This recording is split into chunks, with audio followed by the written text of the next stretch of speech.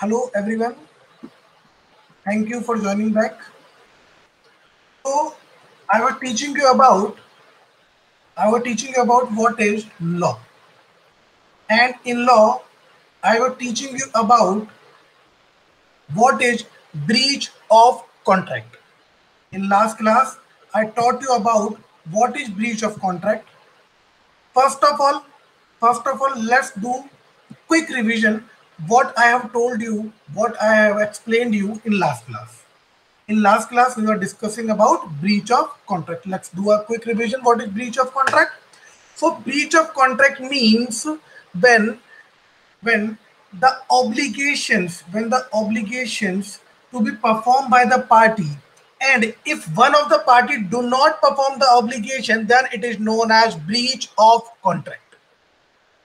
When the promise made by the party is not fulfilled by one of the party or both the parties, then it is known as breach of contract. Now, what are the remedies? Means solution if any party do not perform his or her part of promise. Number one was sue for damages. Sue for damages means the party who has not performed the promise, you can file a case against him or her and you will get the compensation or penalty. Quantum merit. In quantum merit, we have seen that the injured party has performed some part of the obligation and the breaching party has stopped him from performing the remaining part. So the injured party now can claim the compensation for the part he has already been performed. Then sue for specific performance. In this, we have seen that the party in breach will actually have to carry out his part of duty according to the contract if the court insists the party to do so. Injunction. Injunction means it refers to the order of the court stopping a person from doing an act. So this we have already discussed in detail in last class. Now we are going to move ahead. We are going to move forward. I am sharing the PPT with you. Now we are going to discuss hypothecation and mortgage. We are going to discuss a new topic, that is hypothecation and mortgage. What is hypothecation? What is hypothecation? Let's try to understand what is hypothecation with one example. For example, I want a loan of rupees 50,000. I want a loan of rupees 50,000. I went to one of my friend, Mr. Vinod, and I told him that I want 50,000 rupees. I will return your 50,000 rupees with interest after 6 months. I told Mr. Vinod, my friend, that I will return your 50,000 rupees with interest after 6 months. Mr. Vinod told me, okay, I will give you 50,000 rupees, but I want that you keep something with me as a security. I want that you keep something with me as a security. I told him that till the time I do not return my money, till the time I do not return your money, I will keep the papers of my bike with you as a security. I told Mr. Vinod that till the time I do not return my money, I do not return the money, I will keep the papers of my bike with you as a security. Now in this, please try to understand, in this, I do not transfer the physical position of my bike. I do not transfer my bike, I just transfer the papers of my bike. And now if I do not repay the loan, the Mr. Vinod will have the authority that he can sell my bike and recover his amount. This is known as hypothecation. Hypothecation is a security of goods for a debt without actual transfer of property or possession of the property to the creditor. So in the example I have given to you, I have transferred the papers of my bike, but I do not transfer the physical possession of my bike. This is known as hypothecation. In simple word, hypothecation is a security of the goods for a debt. without actual transfer of property or possession of the property to the creditor. Now, if I do not, now Mr. Vinod will have the papers of my bike till the time I do not repay the loan. And if I was not able to repay the loan, the Mr. Vinod can sell my bike and recover his amount. Got my point? What is hypothecation? Let's move ahead. Mortgage. What is mortgage? Suppose I want a loan of 1 crore rupees. I went to the bank and I said that I want a loan of 1 crore rupees. The bank said, okay. The bank said, okay, we will give you the loan of 1 crore rupees, but you have to keep something as a security.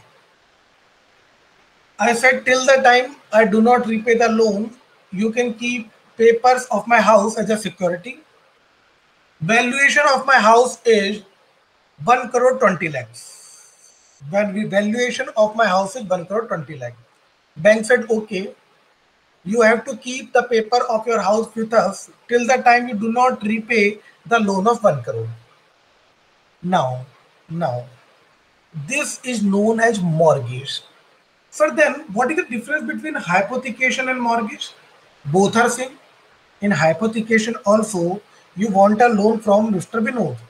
He has given you 50,000 and you transfer paper of your bike. In mortgage also, you want a loan of 1 crore. You transfer paper of your house and you get the loan. Now, what is the difference between both? But the difference between both is, in hypothecation is only for movable property. For example, bike, furniture, machine, whatever movable property you have. But mortgage is a term that we use for immovable property. If you transfer interest, in specific immovable property for the purpose of securing the payment of money by way of loan, then it is known as mortgage. If you have taken any loan and you have transferred papers of any immovable property, then it is known as mortgage. And if you have taken loan and you transfer the paper of any movable property, then it is known as hypothecation. So mortgage is transfer of interest in any immovable property, and hypothecation is transfer of interest in any movable property. Got my point? The person who is taking the loan will have to transfer paper of any immovable property. Then it is known as mortgage. Got my point? Now, what is the difference between hypothecation and mortgage? Hypothecation is a charge against movable property, and mortgage is a charge against immovable property. It means, sir, the amount of loan will be more in mortgage, and the amount of loan will be low in hypothecation, because all movable properties are comparatively of high value as compared to movable properties.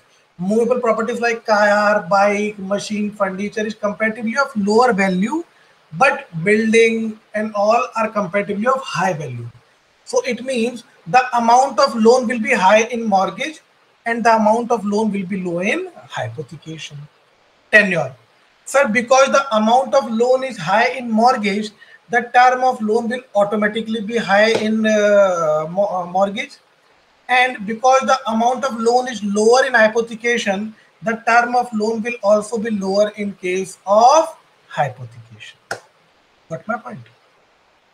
Because I have given you example, I have taken a loan from Mr. Vinod for 50,000 and it is of only 6 months.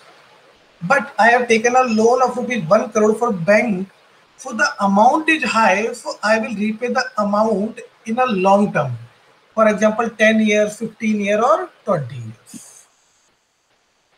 Quasi-contract. What is quasi-contract?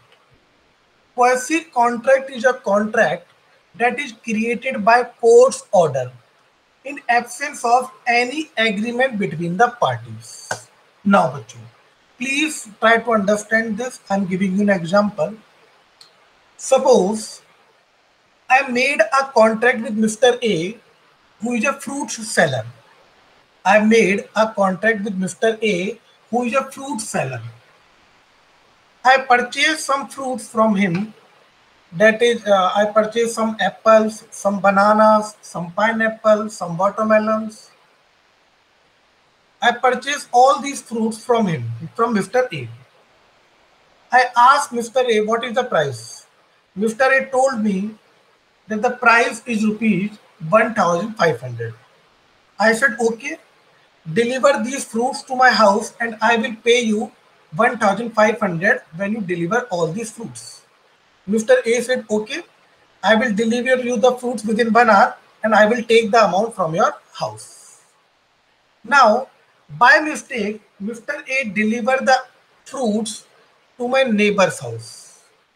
By mistake, Mr. A delivered the fruit to my neighbor's house and my neighbor has consumed all the fruits. My neighbor has consumed all the fruits. Now, in this case, the contract is between me and Mr. A. But by mistake, Mr. A delivered the fruits to my neighbor. Now the court will order the neighbor to repay Mr. A or to transfer the fruits to Mr. A. Because my neighbor has consumed the fruits, now the court will order my neighbor to repay Mr. A. This is called as quasi-contract, in which the contract is created by law, by order. The contract is created by court's order. There was no contract between the shopkeeper and my neighbor. The contract is created by order of court. Got my point? So quasi-contract is a contract that is created by court's order in absence of any agreement between the parties.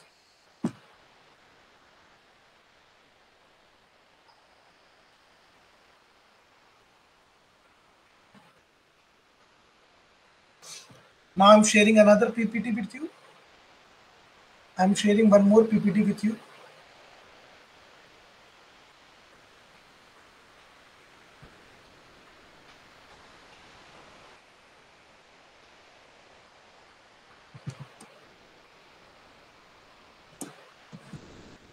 Now we are going to start a new topic, that is special contracts. We are going to start a new topic, that is special contracts. Special contracts can be of 5 types. Contract of indemnity, section 124 and section 125. Contract of guarantee, section 126 to section 147. Contract of bailment, section 148 to section 171. Contract of pledge, section 172 to section 181. And contract of agency, section 182 to section 238. We are going to discuss all these special contracts one by one. Let's start with contract of indemnity, section 124 and section 125. What is indemnity? Before studying the contract of indemnity, let us understand what is the meaning of indemnity. Indemnity means security or protection against a loss. Indemnity means security or protection against a loss. What is contract of indemnity? Suppose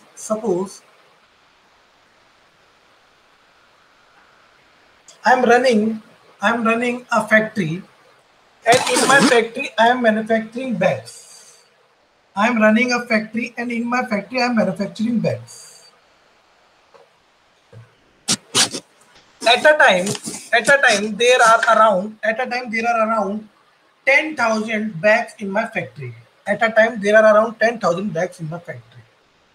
Now, one day I was thinking that suppose by mistake any short circuit take place and there is a fire in my godown, then all my 10,000 bags will get destroyed and my business will be finished. Suppose there is heavy rainfall and flood come in and all the bags get damaged, then my business will be finished. I will never be able to cope up with such a huge loss. I will never be able to bear such a huge loss. Then one of my friend told me that you do not need to worry. You do one thing. You take a insurance for your goods. You take a insurance for your goods.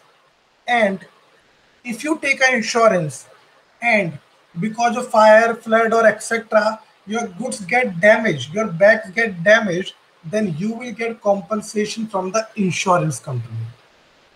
I said, very good. I contacted an insurance company. The insurance person came to me and he tell me that, sir, you have to pay premium of rupees 20,000 per annum. We will take premium for rupees 20,000 per annum, and now your loss is not your loss is now us. Your loss is transferred to us, because now if in case your bags get damaged because of fire or flood or anything, we will give you the compensation. You do not need to worry. You do not need to worry. You just focus on your business. You do not need to worry about this, because if in case in future your goods get damaged, your loss will be recovered by us. We will pay you the amount. This is known as contract of indemnity. Contract of indemnity. This is known as contract of indemnity. A contract by which one party promises to save the other party from losses caused to him by conduct of the promiser himself.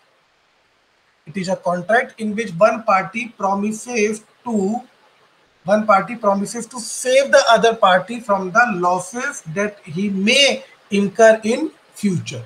This is known as contract of indemnity. Got my point? For example, P contracts to indemnify Q against the consequences of any proceeding which R may take against Q in respect of certain sum of money. So indemnity means security or protection against loss.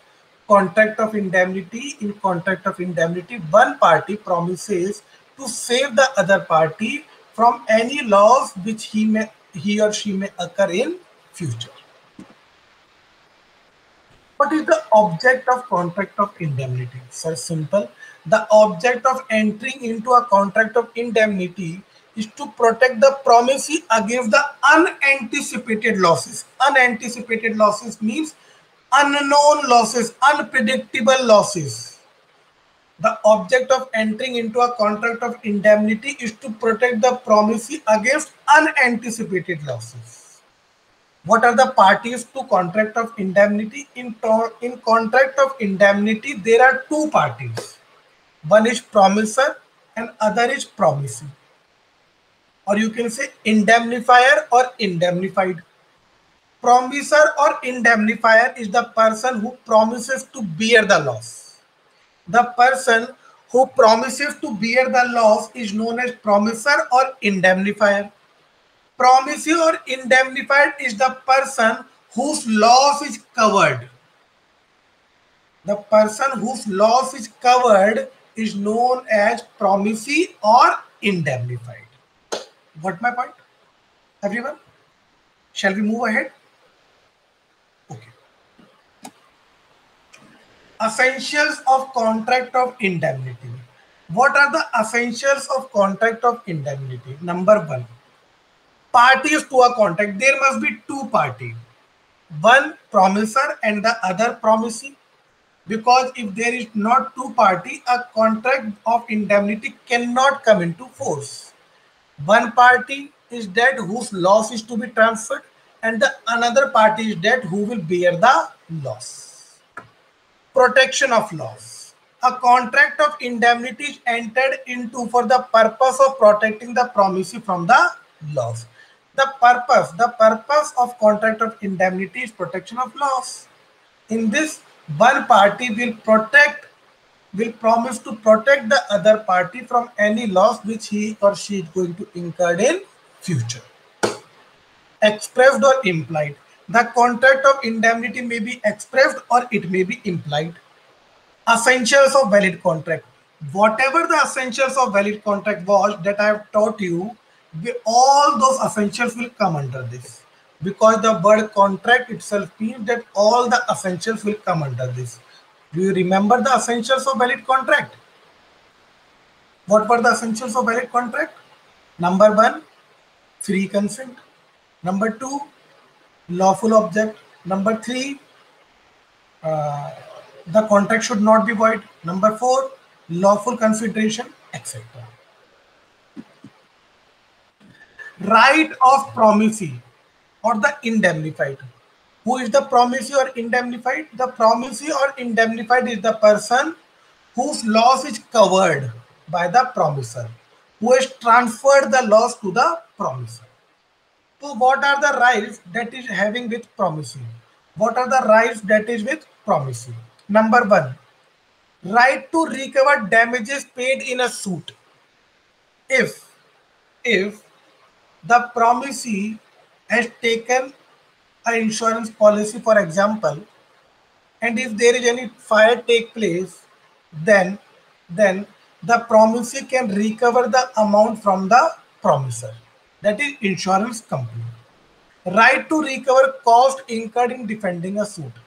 Suppose I have taken a fire insurance and there is a fire that took place in my godown, because of that all my goods get destroyed.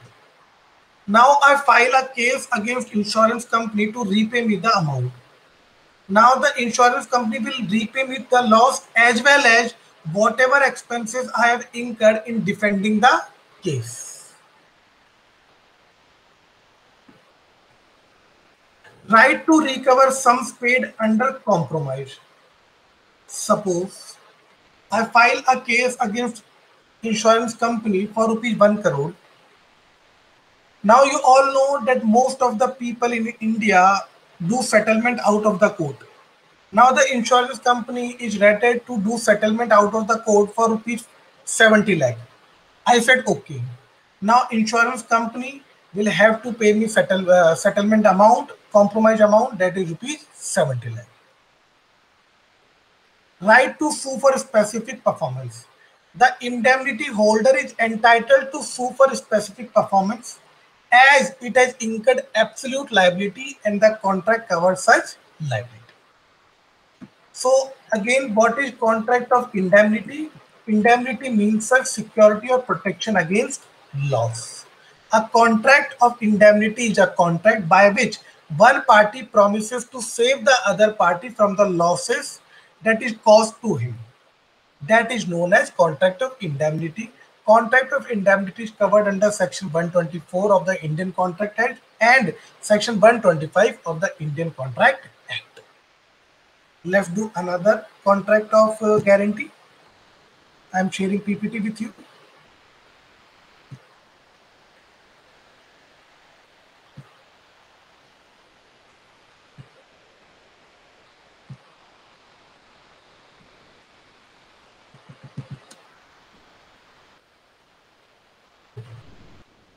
Contract of guarantee. What is contract of guarantee? For example, I will try to explain you this with an example. For example, my brother, Mr. Shubham, want a loan of ₹1 lakh. He contacted my friend, Mr. Rahul, he contacted my friend, Mr. Rahul, to give a loan of 1 lakh. Mr. Rahul said, no, I will not give you loan of 1 lakh as long as Mr. Rajat will take your guarantee. My brother contacted me and said to me that I want a loan of 1 lakh. Mr. Rahul is ready to give me loan of 1 lakh, but he wants your guarantee. I said, okay, no problem. Me and my brother went to Rahul's house. Rahul gives loan of ₹1 lakh to my brother, and Rahul has taken my guarantee that if my brother Mr. Shubham do not pay, then you have to pay the loan. I said okay. If my brother Mr. Shubham do not pay you the loan, I will pay you that loan. This is known as contract of guarantee. There are three parties, Mr. Rahul, Mr. Shubham and me. I have given the guarantee for Mr. Shubham. Mr. Shubham has taken the loan from Rahul, and Rahul has given the loan to Mr. Shubham. This is known as contract of guarantee. For contract of guarantee means a contract to perform the promises made or discharge the liability of the third party in case of its failure to discharge such liability. Now, in this contract, suppose my brother Mr. Shubham do not pay the loan amount to Mr. Rahul, then I have to repay the loan amount to Mr. Rahul because I have given the guarantee. But if my brother Shubham repays the loan amount, then I do not have to repay the amount. It means my liability will only arise if Mr. Shubham do not repay the loan amount to Mr. Rahul. This is known as contract of guarantee.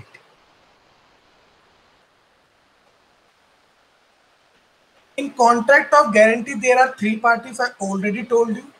Now, what is the name of three parties? One is surety. Surety is the person who is giving the guarantee in a contract of guarantee. In the contract between me, Mr. Shubham and Mr. Rahul, I will be known as surety because I am giving the guarantee.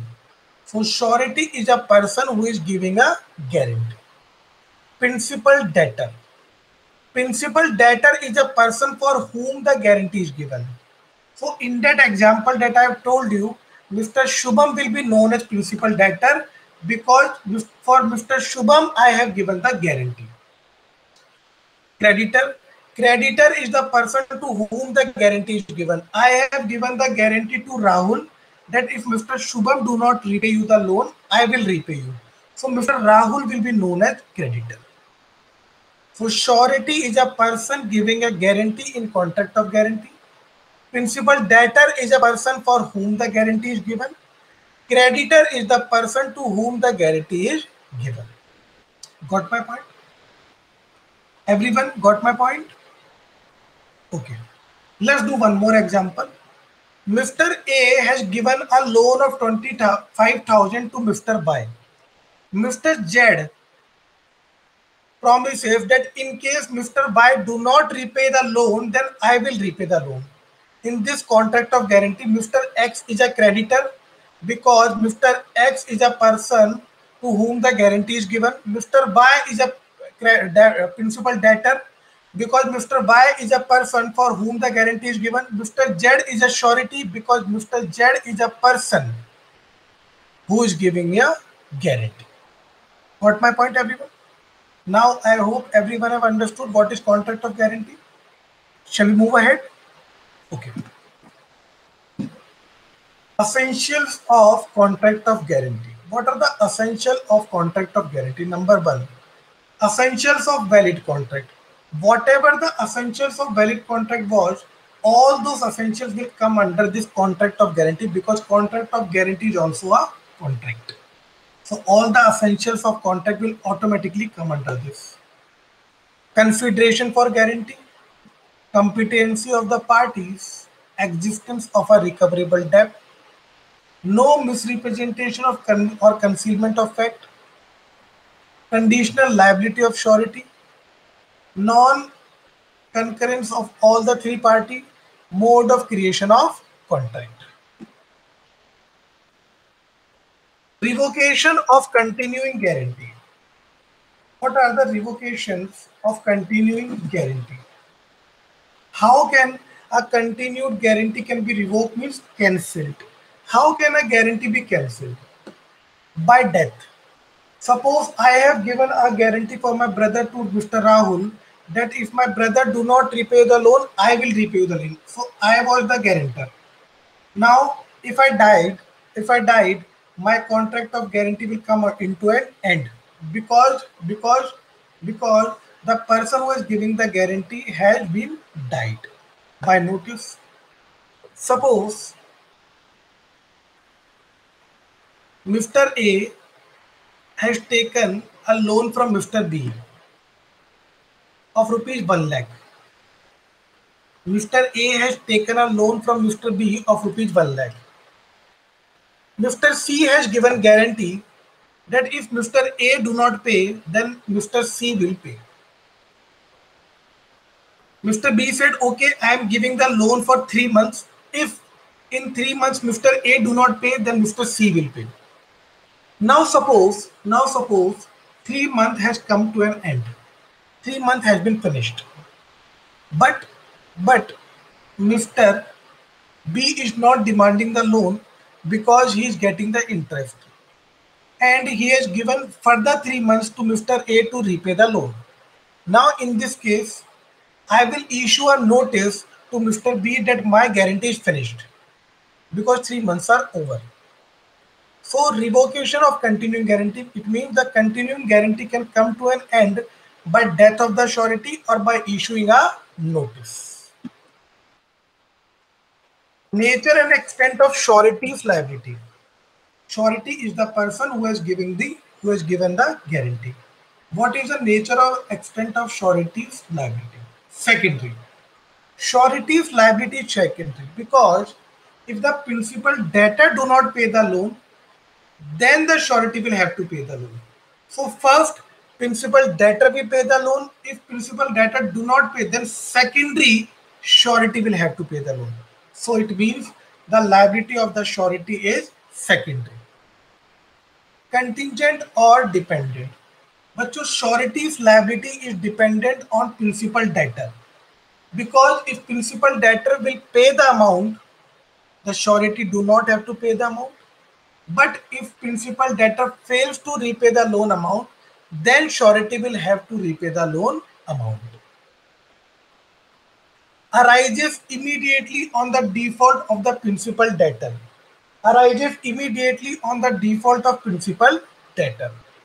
Surety's liability will arise immediately on the date when the principal debtor do not repay the loan amount. If the principal debtor do not repay the loan amount, then immediately the liability will transfer to surety. Now surety will have to repay the loan amount. Coextensive. Coextensive means the surety's liability is related with debtor's liability. If debtor do not pay, then it will affect surety because the surety will have to pay. Entitled to limit his liability. For example,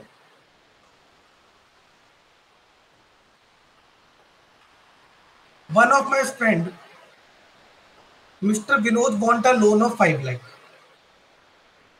from Mr. A. One of my friend, Mr. Vinod, want a loan of 5 lakh from Mr. A. Mr. A told Mr. Vinod that I will give you loan of only 3 lakhs. If you want loan of 5 lakh, you have to give the guarantee of Mr. Rajat. Now, I said to Mr. A that my guarantee will only be of rupees 2 lakh. You are already ready to give him loan of 3 lakh. For additional 2 lakh, I guarantee you that if you do not pay, I will pay. It means as a surety, I can limit my liability. Just in this example, I have limited my liability to rupees 2 lakh. The loan was of rupees 5 lakh, but my liability is up to rupees 2 lakh. Continuing guarantee. The guarantee of surety will continue until and unless the principal debtor repay the loan. And if the principal debtor repays the loan, then the surety's liability will come to an end. Where the original contract between the debtor and creditor become void or voidable. If the original contract between the debtor and creditor become void, then the surety's liability will come to an end. If the original contract between the principal debtor and creditor become void. Void means invalid. Right of surety. What are the rights of surety? Surety is the person, again I am telling you, surety is the person who has given the loan, who has distributed the loan. So what are the liabilities or what are the rights of surety? Sorry, what are the rights of surety?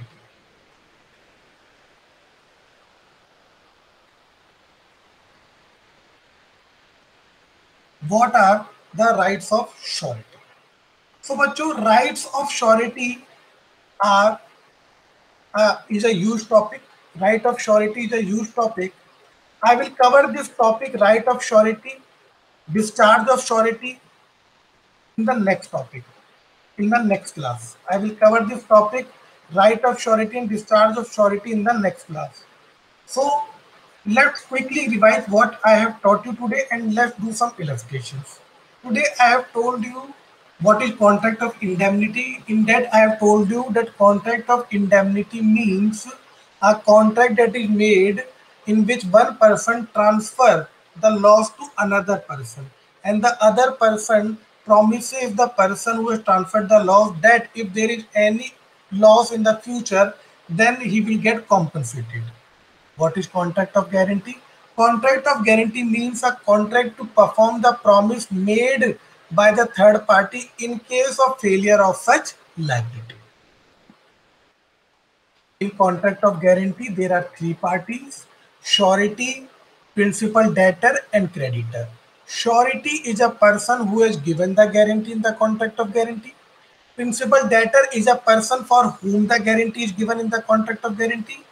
The person for whom the guarantee is given is known as creditor.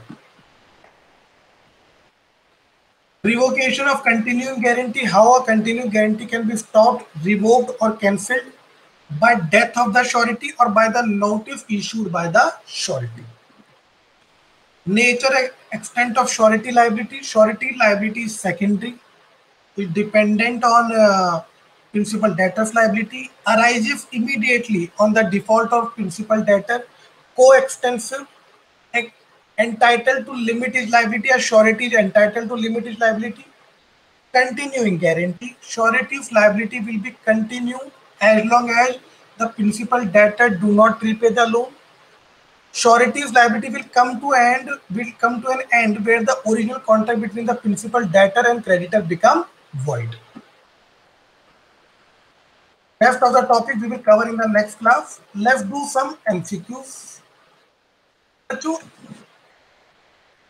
the end of every class, we do MCQs because MCQs will help you in getting the clarity on the topic.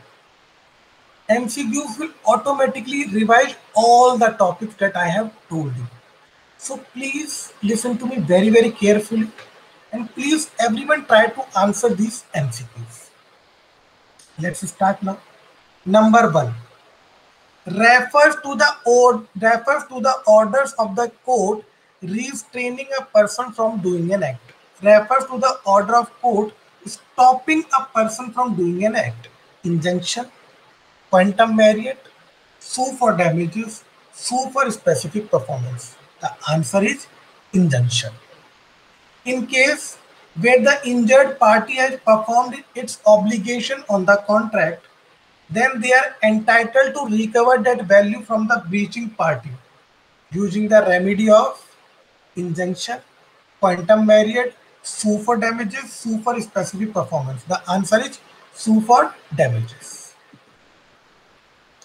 It means compensation is provided by the breaching party and it is most common remedy for breach of contract. It is most common remedy for breach of contract. Injunction, quantum merit, sue for damages, sue for specific performance. The answer is sue for damages. This means the party in breach will actually have to carry out his duty according to the contract. This means the party in the contract, the party in breach will actually have to carry out his duties according to the contract. Injunction, quantum merit, sue for damages, sue for specific performance. The answer is D, sue for specific performance. Dash, the transfer of an interest in specific immovable property for the purpose of securing the loan, for the purpose of securing the payment of money advance or to be advanced by way of loan. What is the transfer of interest in specific immovable property? Hypothecation, mortgage, security, none of the above. The answer is mortgage, because in hypothecation we transfer movable property. Dash is a charge against movable property. Hypothecation, mortgage, security, none of the above. The answer is hypothecation. Contract is created by court's order in absence of any agreement between the party. Hypothecation, mortgage, quasi-contract, none of the above. The answer is quasi-contract. The amount of loan is very high. The amount of loan is very high. In hypothecation, mortgage, quasi-contract, none of the above. The answer is mortgage, because in mortgage we transfer immovable property. The amount of loan is lower and the tenure is also lower. Hypothecation, mortgage, quasi-contract, none of the above. The answer is hypothecation. In hypothecation, the loan is also lower and the tenure is also lower. In mortgage, the loan is high as well as the tenure is also high. I hope you all have understood today's topic, that is hypothecation, mortgage, quasi-contract, contract of indemnity. All have understood? Thank you everyone for joining. Thank you so much. Please everyone take care, stay safe, stay healthy. See you next class. Bye-bye.